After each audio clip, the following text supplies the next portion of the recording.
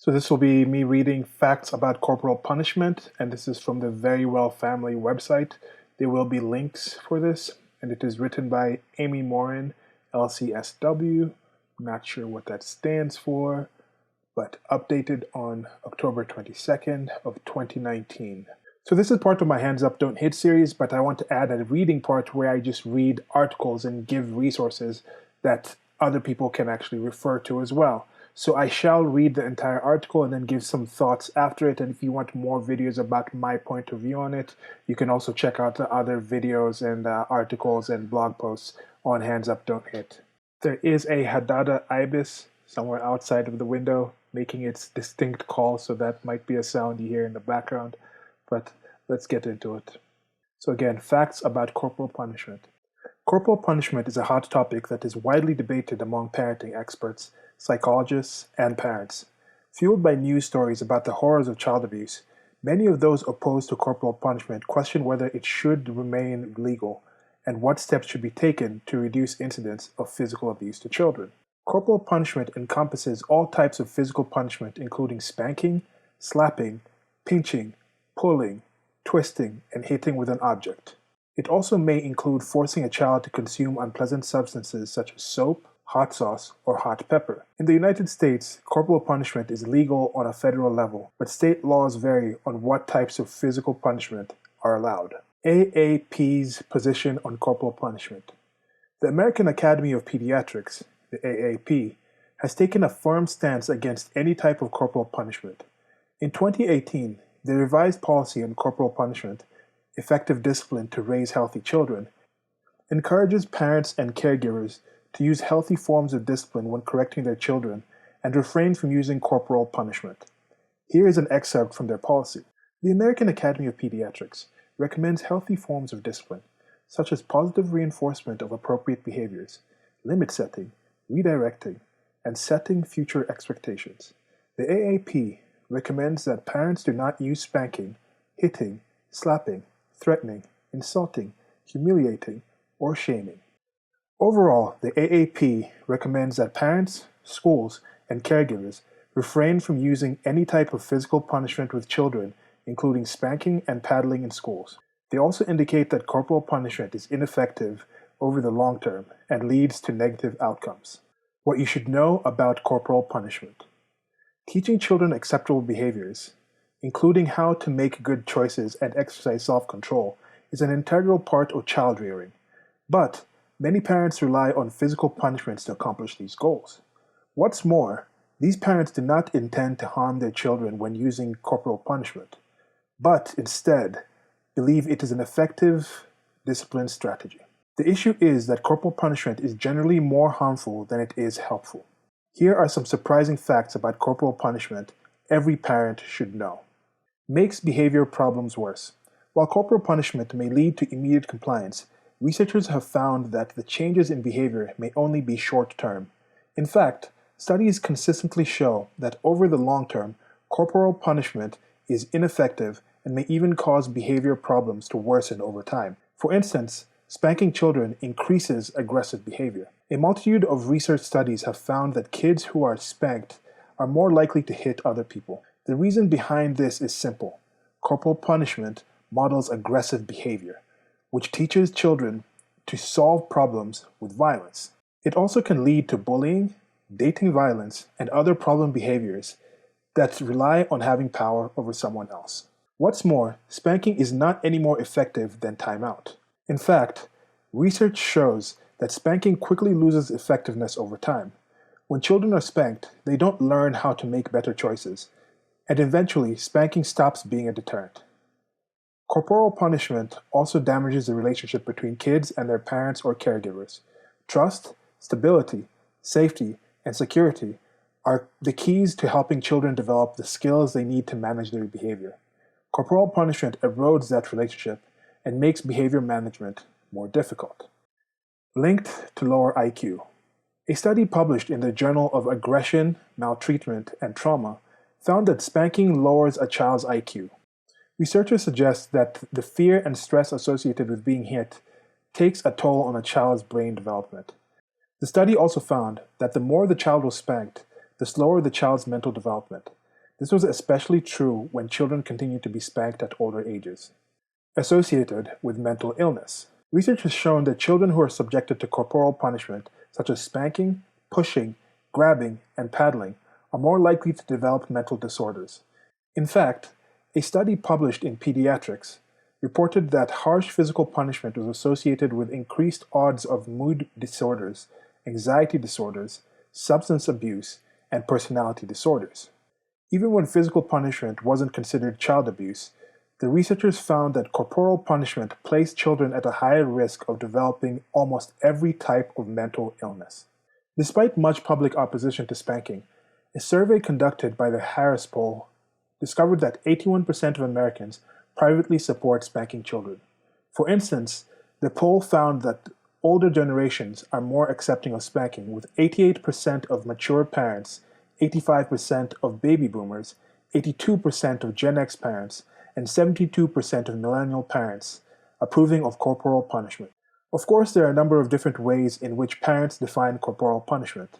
For instance, some parents consider spanking with an open hand on a child's bottom acceptable, but believe that all other forms of physical punishment are unacceptable. Meanwhile, other parents believe that any type of physical punishment is appropriate, including taking a switch to a child, slapping a child's mouth, twisting an ear, pinching an arm, and so on. Once implemented in a family, corporal punishment can be a difficult cycle to break.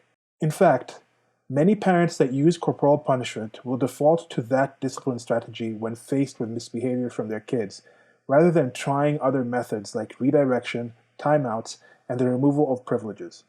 Likewise, most children who are spanked grow up and become parents who use physical punishments as well. Allowed in public schools of 19 states. The AAP has taken a strong stance against corporal punishment in schools, stating that schools should not use any type of physical punishment. Yet, despite their statements, paddling is still allowed in the public schools of 19 states in the United States, primarily in the South. In fact, according to the Office of Civil Rights, 163,333 children were subjected to corporal punishment during the 2011 to 2012 school year. Meanwhile, a study conducted by the American Civil Liberties Union and Human Rights Watch found that Black students and disabled students were paddled most often. Interestingly, the states with stricter laws regarding corporal punishment would consider hitting children with a wooden paddle child abuse. Banned in 53 countries. Many countries have banned any type of corporal punishment, including spanking. Sweden became the first country to ban corporal punishment in 1979. Since then, other countries such as Germany and Brazil also have made spanking children illegal. In 2006, the Committee on the Rights of the Child released a statement declaring that corporal punishment is a form of violence that should be banned in all contexts. Other human rights organizations have issued similar warnings about spanking. Alternatives to corporal punishment. Discipline shouldn't be about controlling kids. Instead, it should be about teaching them to control themselves. As a result, it is best to use strategies that will help your children learn from their mistakes while also cultivating better decision-making skills. These skills will help them make better choices in the future. If you are currently using corporal punishment with your child, you may want to consider the potential long-term consequences physical punishment could have on your child's well-being.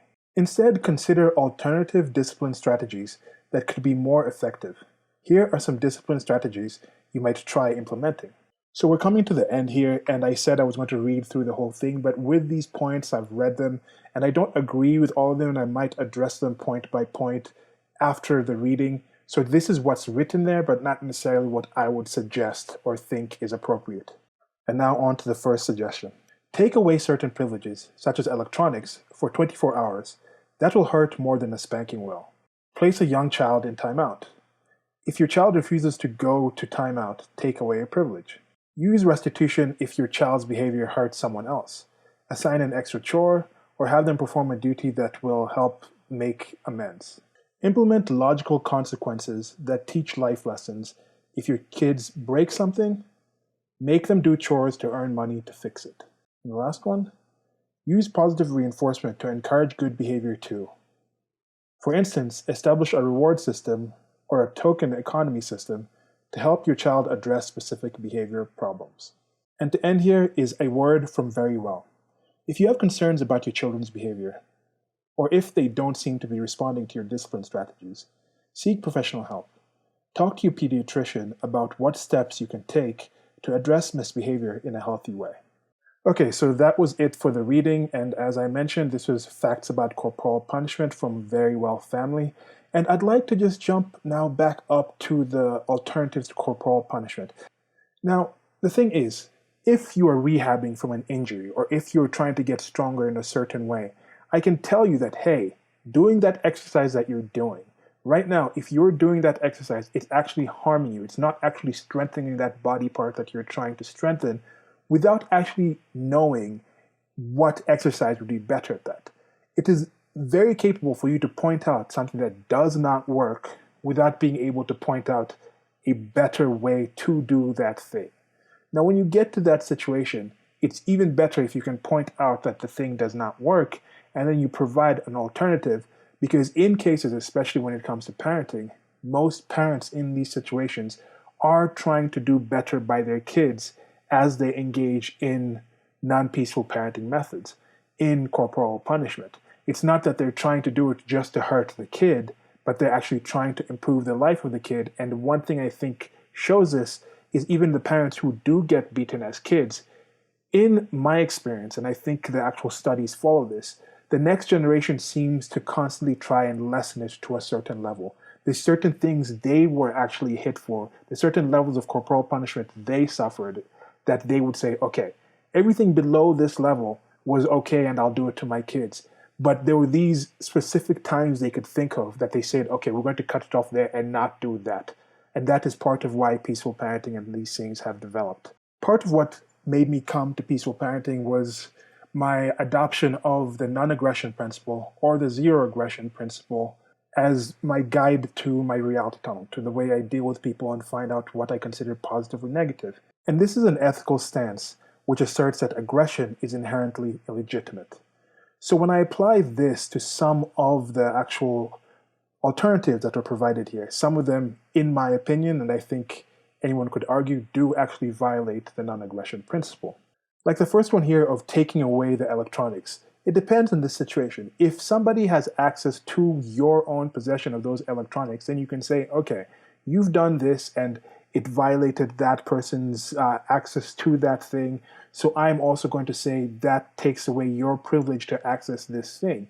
But if you've given something to that child and it is their property and then you actually go in there and take away their property in that sense, that is some kind of violation of the non-aggression principle. And also here, that will hurt more than spanking will.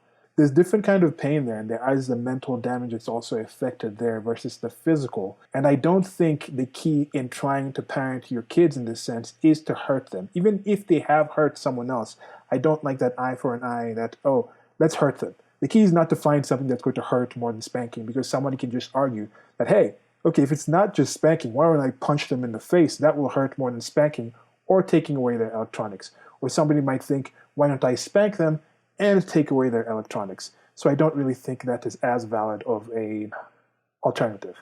The next point was about place a younger child in timeout. If your child refuses to go to timeout, take away a privilege. Now, I think you just go to the privilege to begin with, because timeout is a violation of the non-aggression principle. Especially here, they're talking about a younger child, where your power discrepancy between you and that child is even larger. It's the kind of situation, if they're too young to actually explain what the situation is that they've done, then I think they will also be too young to understand why they're being put in timeout. It's imprisoning somebody. It's saying, I am larger than you, I am stronger than you, I am telling you to stay in this place. And if they keep coming out of that timeout place, how will you reinforce them to stay in that timeout? It will get to a point where you might probably have to physically restrain them and put them in that location, or threaten them with some sort of physical action if they violate that, if they decide to leave. Now, if there's ways for you to actually make them comply with remaining in that area without threatening use of force or actually using force, then why don't you just use that level of reasoning in and of itself without having to include the physical aspect, the physical domination of restraining them in that location, in that form of a timeout. And above, they talked about how spanking has less effectiveness than timeout. And yes, there's different levels with these things. And the studies that I've seen that talk about the negative effects of timeout, and I would try to at least get one of those articles up in this series about that. Now, the last 3 points here, the last 3 alternatives, I can't find too much I disagree with here. They're talking about assign an extra chore or have them perform a duty that will help them make amends. They're talking about some token economy system. I think those are good things to make the child aware that things cost other things. There's an economy out there that you can trade things with and do favors with each other. But a simple thing is, hey, if somebody does this and then let's say they decide they want to do a certain action. You say, okay, today in the afternoon, I'm going to do XYZ with you, Dad. And then the afternoon comes by and the kid says, I just don't feel like doing it anymore. Can we not do it?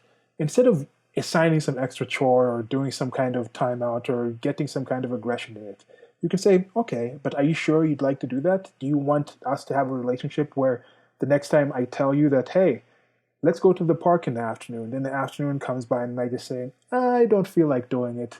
Are you okay with that? The child will probably think about that and decide, no, let's actually do the thing, or actually try to provide a reason why they don't want to do the thing. And that just helps them reason things out. I think logical consequences that teach life lessons are a positive thing. Give them some sense of ownership of certain things where you say, okay, if you've already given them ownership of certain things and they damage it, then it comes to the point to say, hey, if that is yours, you should take some responsibility in restoring it to what it's like. Or, hey, if you have a similar thing that I have and you damage mine, then can I use yours until we get to a certain kind of understanding level?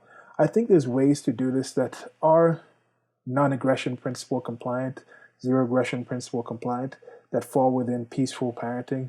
And in general with this article, I think it's a positive thing. They go over some things here. There's different links within it, I guess, to the studies of things in there.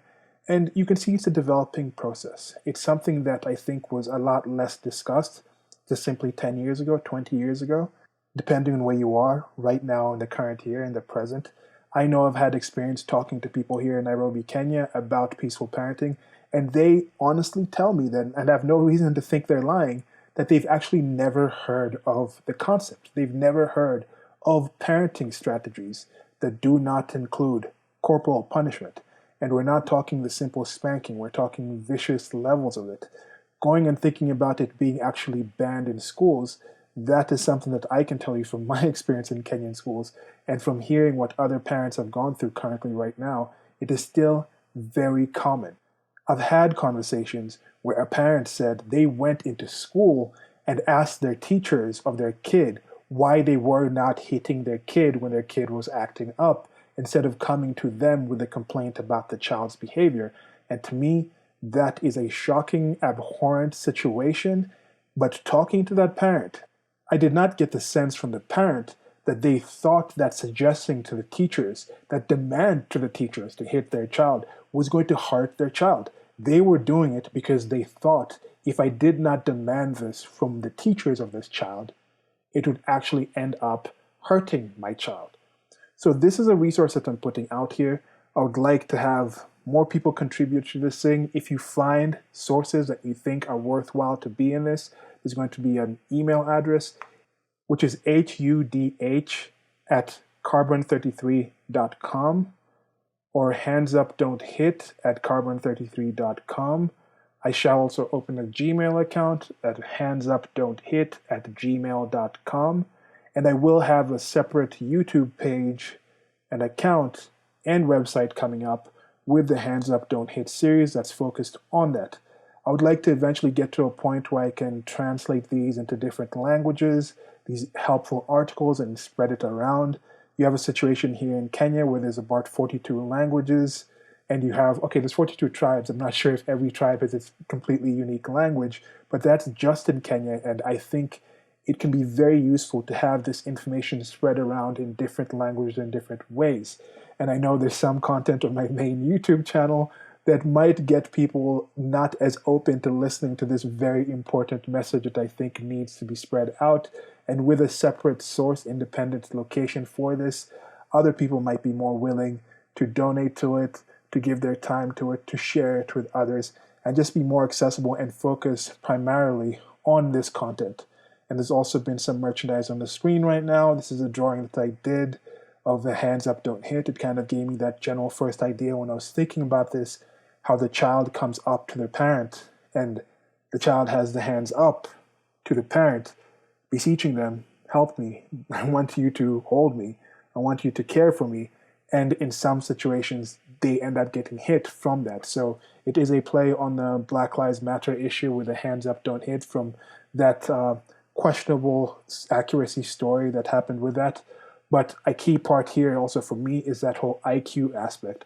I'll talk about this in a separate video, but I like that discussing here of IQ because I do think there are certain cultures, certain communities, certain entire countries that might be lagging behind, not in mental capacity, but IQ is about how useful you are, how capable you are of dealing with reality and things like that. You could have a brain capacity to have 150 IQ, but if your nurture was a kind of situation where you didn't feel comfortable actually being wrong, actually absorbing information, and that's the simple thing. With some of these, when you were wrong, you were hit. So you can associate being wrong with damage. So in some situations, you just want to go along with what is right, what people say is correct, and you don't want to push the envelope and test something and be wrong in that thing because you have been raised to associate pain with being wrong. Especially in these situations where I think with IQ, with invention, with developing new ideas and finding new ways to do things, you have to push the envelope sometimes. You have to reach out there and go to grounds that you don't know the answer of. That, oh, I don't know why this is wrong, but it's wrong.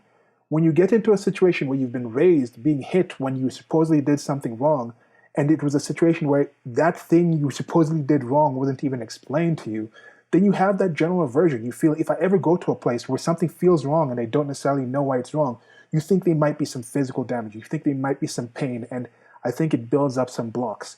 So I think you have certain limitations to people that might already have different genetic differences. And if they are actually any genetic differences tied to IQ, then I think it's even more important for those people to have a peaceful upbringing, a peaceful childhood. And I think it's just beneficial for everyone. So thanks for listening. Like, share, and subscribe. I shall be updating this and let you guys know about the independent, separate website for this information.